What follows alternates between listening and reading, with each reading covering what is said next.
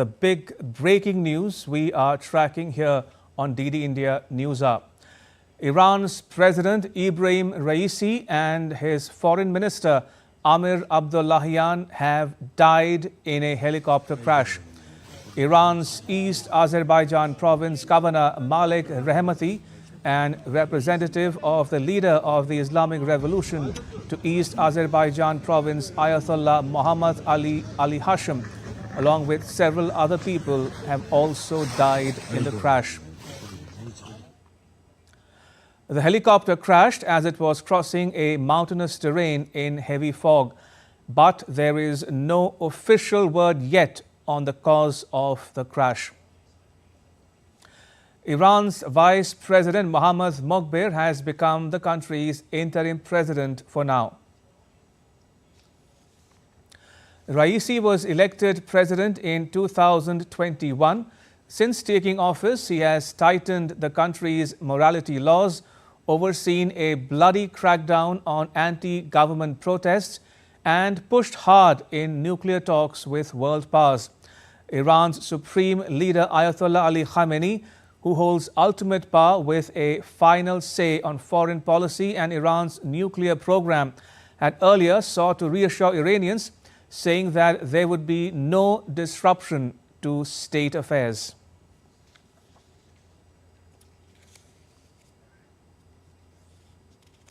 Right, joining me is my colleague Stuart Smith. He is in Baghdad, Iraq. Also joining us is a former Indian ambassador, Mr. Anil Kumar Trigunath, is a former Indian envoy to Jordan, Libya and Malta. Good morning, gentlemen. First to you, Stuart. Fill us in on the latest news on the missing helicopter. What are you picking up? Yeah, it's really just broken in the last hour, say. Overnight, a Turkish unmanned aerial vehicle was sent from neighbouring Turkey to search this area at night, boosting the resources of the search teams there, which were unable to get their own aircraft in the skies. Now, the heavy fog and the poor weather is one of the reasons that could have brought down the helicopter. That's not been confirmed yet, but it was also the reason that search teams initially struggled to find the wreckage of this plane, having to walk on foot just with sniffer dogs, with vehicles unable to get to the suspected crash site. That UAV identified the wreckage of the aircraft a few hours ago, and then with the sunrise, drones were able to be used in the area, and the Red Crescent identified the wreckage, and initial searches found that there were no signs of life, and now that has been confirmed by those on the ground that indeed none of the occupants survived. What hasn't been confirmed, and we're expecting news in the next hour, is an official statement from the government of Iran about what happens next. But as you suggest, the vice president, according to the constitution, will be in charge, and within 50 days, 50 days, an election is due to be called. Stuart, as we break this unfortunate news here on this broadcast, I have to ask you this: how's the world reacting to this unfortunate incident? Well, for now, world leaders seem to be holding off on sending their condolences until that news has been officially confirmed by the Iranian government. It seems clear from the picture on the ground, but they're waiting, it seems, for an official statement before jumping the gun.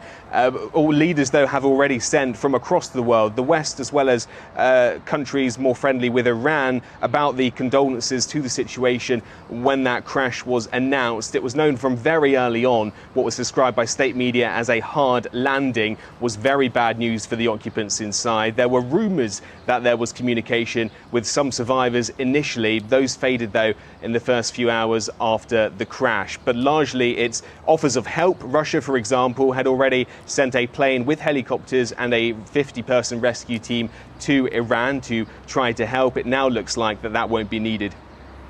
Stuart, thank you. Stuart Smith in Baghdad, Iraq. Coming to you now, Ambassador Trigunath. First of all, thank you for joining us on this broadcast. If I may begin by asking you, Ambassador Trigunath, what does this mean, or what might this mean for the region and the world at large? Well, Ramesh, at the outset, I would like to commiserate with our Iranian friends. And as our Prime Minister has conveyed his solidarity with the Iranian people and hoped that the President and foreign minister and others will survive. But as it looks unlikely from the ground reporting that has been done, it is a sad moment for the Iranians. But as has been said by the Supreme Leader, and as you have also reported that the first Vice President, Mr. Mokhber, has already taken in the interim and is very likely to continue for the next 50 days.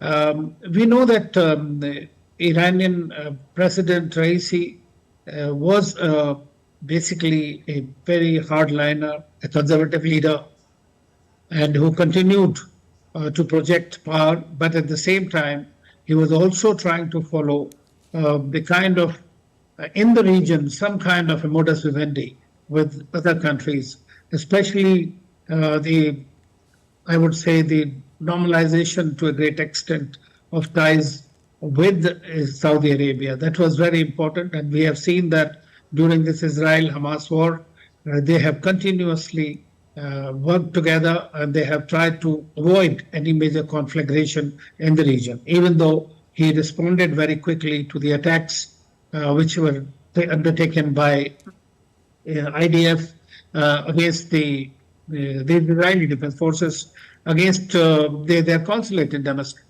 So, to a great extent, and as has been reported recently, that there have been back-channel talks also with the United States and Oman, I think that he behaved in a more pragmatic manner during a very difficult time which is going through in the region, which is virtually on just sitting on a conflagration.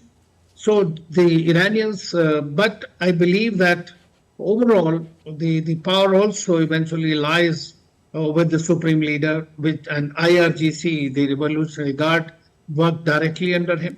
So in the interim, we will see some kind of a little bit of a problem, because domestically also there are a lot of issues that the country has been facing. We have seen the case of Mahsa Amini and, the hardliner, the conservative attitude, the trying to impose hijab and all other things. So that is also, there is a domestically, there has been a bit of a continuous, fight against him and his administration. But he was also reckoned to be one of the, or rather, the main contender for the post of the to take over from the Ali Khamenei. What we are looking at is now that race will be once again open because the son of Khamenei also is in the race, although Khamenei personally has been said to not prefer continuation of the dynastic rule itself. So I think that there are a lot of things, a lot of balls in the air. Of course, we'll have to wait for the official confirmation. But as it looks like today, it is a difficult day for the Iranians. Indeed, a difficult day for the Iranian people and government alike, says my guest, Ambassador Trigunayat. Ambassador, we discussed about the implications for the region at large. I want us to dwell a bit more, if you will, on the implications for Iran domestically speaking.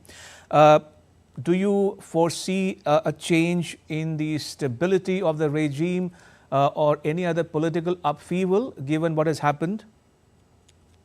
Well, I don't think that this would really cause any major upheaval in the country, because it is a very strictly controlled country, although there are the women and several other civil society groups are against the imposition of various rules, regulations, which are not being seen lightly by many of the, at least half of the population in the country. But at the same time, today, I think that what one witnesses is that this particular loss that the country is facing may even try to bring them together. Or because, see, there are bigger threats that they face from Israel in this. And there is a real danger of escalation between Iran and Israel that has been kept under the wraps for some time now.